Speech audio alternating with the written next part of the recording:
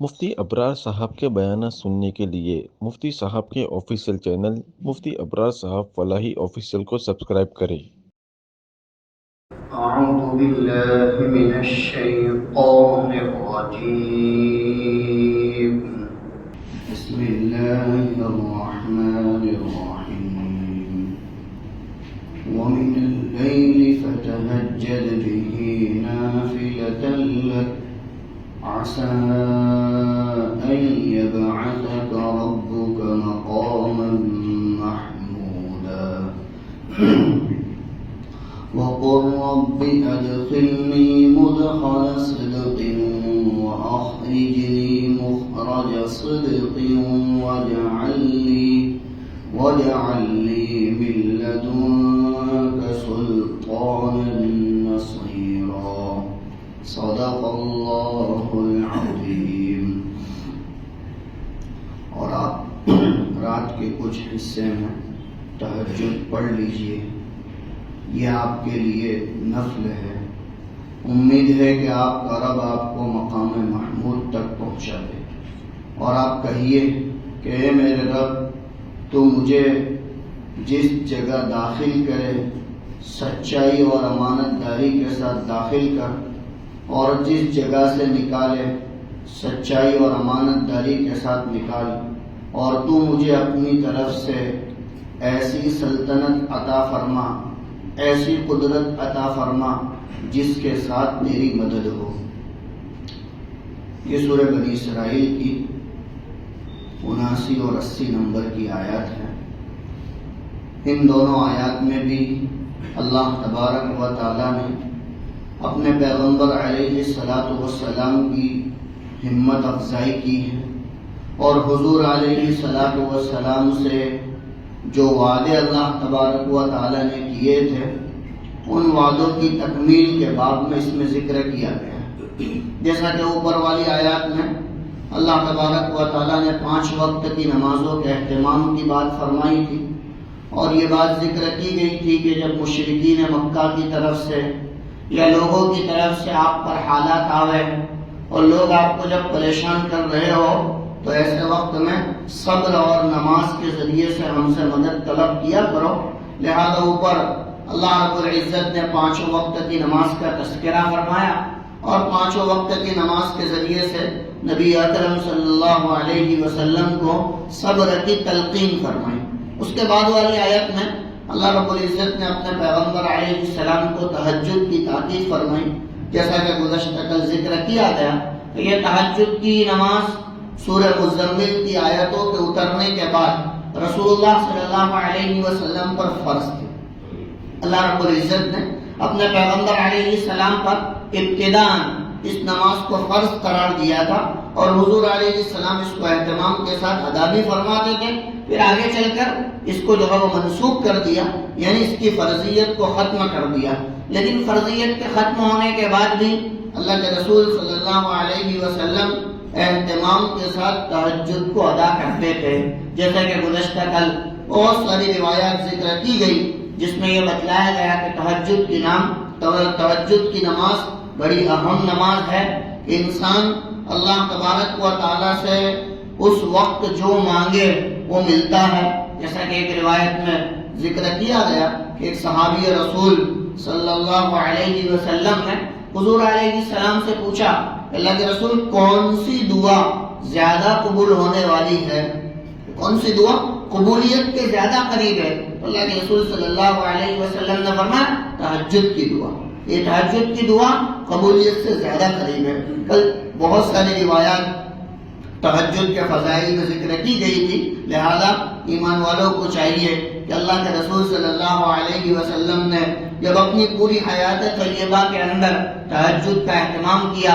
امت بھی اس کا اہتمام کرے اور تہجد کے ذریعے سے اللہ کا قرب حاصل کرے۔ اسی وجہ سے حضرات علماء مفسرین نے اسی آیت کے تحت یہ بات بھی نقل کی ہے کہ تہجد کی نماز آدمی کے نفس کی اصلاح کے لیے بھی کافی ہے، کہ انسان کا نفس جو سرکش ہوتا ہے، اس کے اندر جو گناہوں کی طرف میلان ہوتا ہے، طبعی طور پر آدمی گناہوں کی طرف مائل ہوتا ہے، کہا کہ اللہ رب العزت نے تہجد کی نماز کے اندر وہ تاثیر رکھی ہے کہ اگر اہتمام کے ساتھ آدمی تہجد کو ادا کرنے والا بنے کہا کہ اس کا نفس جو سرکشی جو طغیانی کی طرف مائل ہوتا ہے کہا کہ وہ اس سے رک جاوے اور اس کو رکنے والا بنا لے. تو لہذا اللہ رب العزت نے ہمیں یہ تہجد کی نماز عطا فرمائی ہے. جیسا کہ خود اللہ کے رسول صلی اللہ علیہ وسلم ایک جگہ ارشاد فرماتے ہیں کہ اللہ رب العزت کو حضرت داؤد علیہ السلام کی نماز بہت زیادہ پسند ہے اور حضرت داؤد علیہ السلام کے روزے بہت زیادہ پسند ہیں. تو لہذا حضرت داؤد علیہ السلام کی نماز یہی ہے کہ داؤد علیہ السلام رات کے ابتدائی حصے میں سو جاتے تھے اور پھر جب آخری حصہ ہوتا درمیانی حصہ اس میں اٹھتے اور نماز پڑھتے اور آخری حصہ جو چھٹا حصہ ہوتا ہے رات کا بالکل آخری حصہ تاکہ اس میں پھر دوبارہ آرام فرماتے تھے. اور داؤد علیہ السلام کے روزے سے مراد کہا کہ صوم داؤدی جو ایک دن روزہ رکھے ایک دن نہ رکھے یعنی ایک دن روزہ ایک دن روزہ نہ ہو اس کو صوم داؤدی کہتے ہیں. اللہ تبارک و تعالی ان دونوں کو پسند فرماتے ہیں. لہذا فرمایا وَمِنَ اللَّيْلِ فَتَهَجَّدْ بِهِ نَافِلَةً لَكَ اور آپ رات کے کچھ حصے میں تہجد پڑھیے یہ آپ کے لیے نفل ہے. عَسَىٰ أَن يَبْعَثَكَ رَبُّكَ مَقَامًا مَحْمُودًا امید ہے کہ آپ کا پروردگار آپ کا رب آپ کو مقام محمود عطا فرمائے. مقام محمود کیا ہے جس کو جو ہے یہاں پر ذکر کیا گیا؟ سب سے پہلی بات تو یہ کہ یہاں اللہ تبارک و تعالیٰ نے مقام محمود کا تذکرہ کیوں کیا, یہاں کیا ضرورت پیش آئی کہ مقام محمود کا ذکر کیا جائے. لہذا حضرات علماء مفسرین نے نقل کیا ہے کہ اوپر مشرکین مکہ کی تکلیفوں کو ذکر کیا گیا کہ مشرکین مکہ رسول اللہ صلی اللہ علیہ وسلم کے لیے کوئی موقع ایسا نہیں چھوڑتے تھے جس میں آپ کو تکلیف نہ پہنچے, آپ سے دشمنی نہ نکالے. جیسا کہ اوپر کی جو آیتیں ہم نے سنی اس میں یہی بات تھی کہ حضور علیہ السلام سے کبھی آ کر یوں کہے کہ آپ ہمارے معبودوں کو برا بھلا کہنا چھوڑ دو, آپ ہمارے معبودوں کو برائی کے ساتھ یاد کرنا چھوڑ دو, ہم نماز نہیں پڑھیں گے, ہمیں جس طرح مکہ مکرمہ کی زمین کو آپ نے محترم بنایا ہے آپ جو ہے وہ طائف کی زمین کو بھی محترم قرار دو. یہ ساری باتیں کرتے رہتے تھے کہ جس کی بنیاد پر رسول اللہ صلی اللہ علیہ وسلم کو تکلیف ہوتی تھی. اللہ تبارک و تعالی یہاں پر مقام محمود کا تذکرہ فرما کر حضور علیہ السلام کو تسلی دے رہے ہیں اور فرما رہے ہیں کہ دیکھو دنیا کے اندر انہوں نے جو تکلیفیں آپ کو پہنچائی ہے آپ صبر کے ساتھ استقامت کے ساتھ اس پر جمے رہیے. اللہ تبارک و تعالیٰ آپ کو آخرت میں جو مقام عطا فرمانے والا ہے وہ بدل جہاں بہتر ہے اور بہت اونچا اور اعلیٰ ہے. لہذا آپ ان کی تکلیفوں سے ان کی طرف سے آنے والی آزمائش سے حالات میں اور پریشانی میں نہ آوے بلکہ آپ کا رب آپ کو بہت عزت عطا فرماوے گا. جہاں اولین اور آخرین کا اجتماع ہوگا وہاں آپ کو عزت اور مقام دیا جاوے گا. لہذا آپ مشرکین مکہ کی تکلیفوں سے ان کی ایذا رسانی سے جو ہے وہ پریشان نہ ہوئیے. اس وجہ سے فرمایا عسیٰ ان یبعثک ربک مقاما محمودا امید ہے کہ آپ کا رب آپ کو مقام محمود عطا فرماوے. مقام محمود کسے کہتے ہیں؟ مقام محمود سے مراد کیا ہے؟ روایات کے اندر بہت تفصیل کے ساتھ اس کو ذکر کیا ہے. مقام محمود ایک خاص مقام ہے جو اللہ تبارک و تعالیٰ اپنے پیغمبر علیہ السلام کو عطا فرمائیں گے. جیسا کہ ترمذی شریف میں بخاری شریف میں ان جگہوں پر یہ روایت تفصیل کے ساتھ ذکر کی گئی ہے کہ جب میدان حشر قائم ہو جائے گا سارے کے سارے لوگ میدان حشر میں پہنچ جائیں گے اور حساب کتاب شروع نہ ہوگا اور سارے لوگ جو ہے وہ پریشانی کے عالم میں ہوں گے کہ حساب کتاب شروع ہو. لوگ انبیاء علیہ السلام کے پاس جائیں گے, ہر نبی انکار کر دیں گے اور جو ہے وہ سفارش نہیں کریں گے بلکہ وہ دوسرے کے اوپر ڈالتے رہیں گے. آخر میں وہ بات رسول اللہ صلی اللہ علیہ وسلم کے پاس آوے گی اور حضور علیہ السلام سے سارے کے سارے لوگ درخواست کریں گے کہ آپ اللہ تبارک و تعالیٰ سے سفارش کیجئے, اللہ سے درخواست کیجئے کہ لوگوں کا حساب کتاب شروع ہوئے تاکہ لوگوں کے لیے آسانیاں پیدا ہو. لہذا نبی اکرم صلی اللہ علیہ وسلم عرش کے سامنے سجدہ ریز ہو جائیں گے اور سجدہ ریز ہونے کے بعد اللہ تبارک و تعالیٰ کی ایسی تعریف فرمائیں گے جو اللہ رب العزت اسی وقت آپ کے دل میں ڈالے گا. تو حضور علیہ السلام خود فرماتے ہیں کہ اللہ تبارک و تعالیٰ کی میں ایسی تعریف کروں گا کہ جو میں ابھی فی الحال میں خود بھی نہیں جانتا. اللہ رب العزت وہاں مجھے ایسی اپنی تعریف عطا فرماوے گا کہ میں اللہ رب العزت کی بہت بہتر تعریف کروں گا۔ لہذا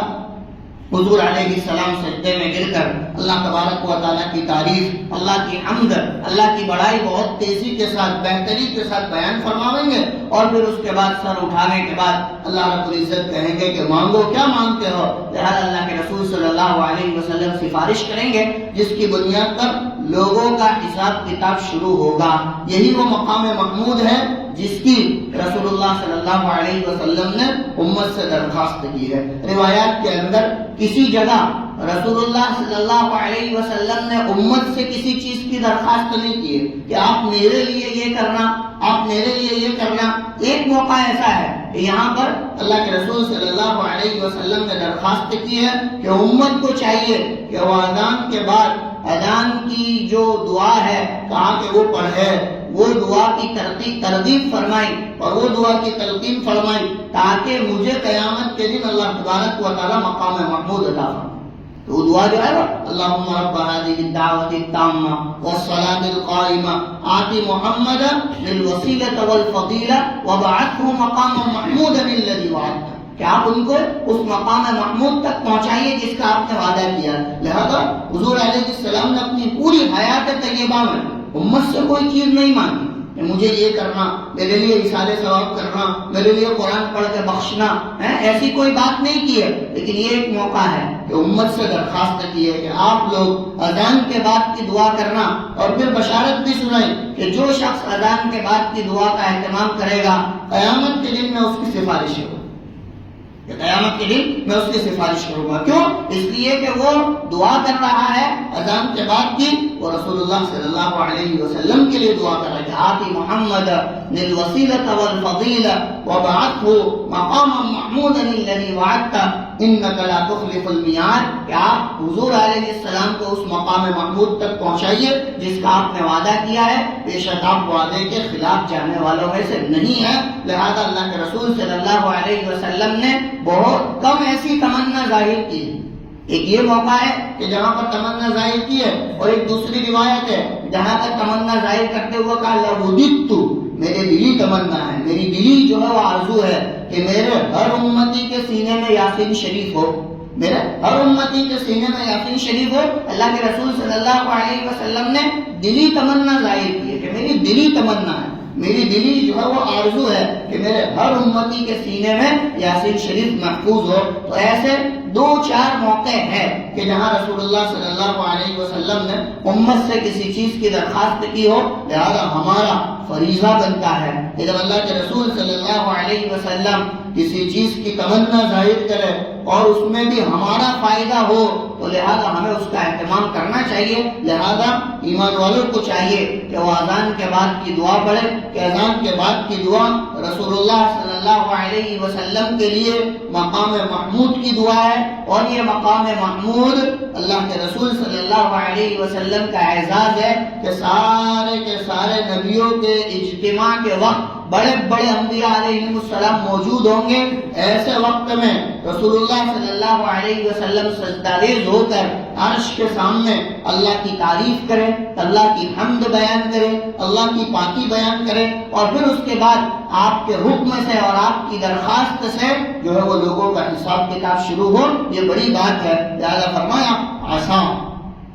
یبعثک ربک مقام محمودا، امید ہے کہ آپ کا رب آپ کو مقام محمود عطا فرمائے، کہ یہ مقام محمود رسول اللہ صلی اللہ علیہ وسلم کا اعزاز ہے، اور آپ نے ہمارے لیے دعا کی درخواست کی ہے، لہذا ہمیں چاہیے کہ اذان کے بعد کی دعا اہتمام کے ساتھ پڑھیں۔ آگے اللہ رب العزت ایک اور بات ذکر کر رہے ہیں کہ وقل ربی ادخلنی مدخل صدق واخرجنی مخرج صدق واجعل لی من لدنک سلطانا نصیرا، اور آپ کہیے، اللہ کے رسول صلی اللہ علیہ وسلم کو ایک اور دعا سکھلائی جا رہی ہے، اور فرمائے اے پیغمبر علیہ السلام آپ کہیے اے میرے رب تو مجھے سچائی اور امانت داری کے ساتھ داخل کر جس جگہ کو داخل کرے، اور مجھے سچائی اور امانت داری کے ساتھ نکال جس جگہ کو نکالے، وَجَعَلْ لِي مِن لَّدُنْكَ سُلْطَانًا نَصِيرًا، اور تو میرے لیے اپنی طرف سے ایسی سلطنت اور قدرت عطا فرما جس میں تو میرا مددگار ہو۔ یہاں پر اللہ کے رسول صلی اللہ علیہ وسلم کو ایک دعا سکھلائی گئی ہے. یہ دعا کے اندر یہ بات ذکر کی گئی ہے کہ جس جگہ سے مجھے نکلنا ہے، یعنی نکلنا بھی اچھائی کے ساتھ ہو، اور جس جگہ مجھے داخل ہونا ہے وہاں داخل ہونا بھی اچھائی کے ساتھ ہو. یہ آیت کریمہ ہجرت سے متعلق ہے کہ جب مشرکین مکہ نے بہت زیادہ پریشان کیا، آپ کو مکہ چھوڑ کر ہجرت کر کے جانا پڑا. یہ آیت کریمہ ہجرت سے متعلق ہے، اور اس میں رسول اللہ صلی اللہ علیہ وسلم کو ہجرت کے بعد میں ذکر کیا گیا ہے کہ آپ اللہ تبارک و تعالیٰ سے دعا کیجئے کہ جو آپ کا نکلنا ہو، یعنی مکہ مکرمہ سے ہجرت کر کے آپ کا جانا یہ بھی بہتر ہو، اور جس جگہ آپ جا رہے ہو وہ بھی آپ کے لیے بہتر ہو، یعنی نکلنا بھی بہتر ہو اور مدینہ منورہ جانا بھی بہتر ہو. لہذا رسول اللہ صلی اللہ علیہ وسلم نے اہتمام کے ساتھ یہ دعا فرمائی، ربی ادخلنی مدخل صدق، اے میرے رب تو مجھے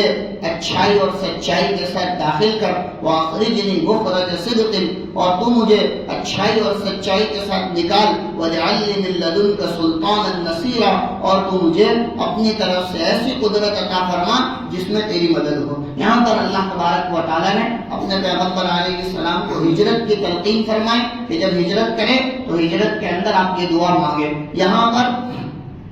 ہجرت کی بھی جو ہے وہ بشارت سنائی گئی ہے اور فتح مکہ کی بھی بشارت سنائی گئی. آخر کی جو بات ہے وَجَعَلْنِ مِن لَّدُنْكَ سُلْطَانًا نَصِيرًا، اے میرے رب تو مجھے ایسی سلطنت اور قدرت عطا فرما جس میں تیری مدد ہو. اس سے حضرات علماء مفسرین نے فتح مکہ کو ثابت کیا ہے کہ اللہ کے رسول صلی اللہ علیہ وسلم ہجرت کر کے مدینہ تو جا رہے ہیں، مدینہ آپ کو بھیجا جا رہا ہے، لیکن یہ مدینہ آپ کے لیے ہمیشہ ہمیشہ کے لیے نہیں ہے. یہ مکہ مکرمہ ہمیشہ چھوڑ کر نہیں چلے جائیں گے، آپ کو واپس آنا ہے اور آپ عزت کے ساتھ احترام کے ساتھ دوبارہ واپس آؤ گے. لہذا 8 سال کے بعد اللہ رب العزت نے رمضان ہی کے مہینے میں 20 رمضان کو مکہ مکرمہ کو فتح کیا، اور مکہ مکرمہ جب فتح ہوا رسول اللہ صلی اللہ علیہ وسلم اعزاز کے ساتھ اکرام کے ساتھ اپنی اونٹنی پر سوار ہو کر جب آپ مدینہ سے نکلے تھے، خود لوہے کی جو ٹوپی ہوتی ہے وہ آپ نے پہنی ہوئی تھی، لیکن جب آپ مکہ مکرمہ میں داخل ہوئے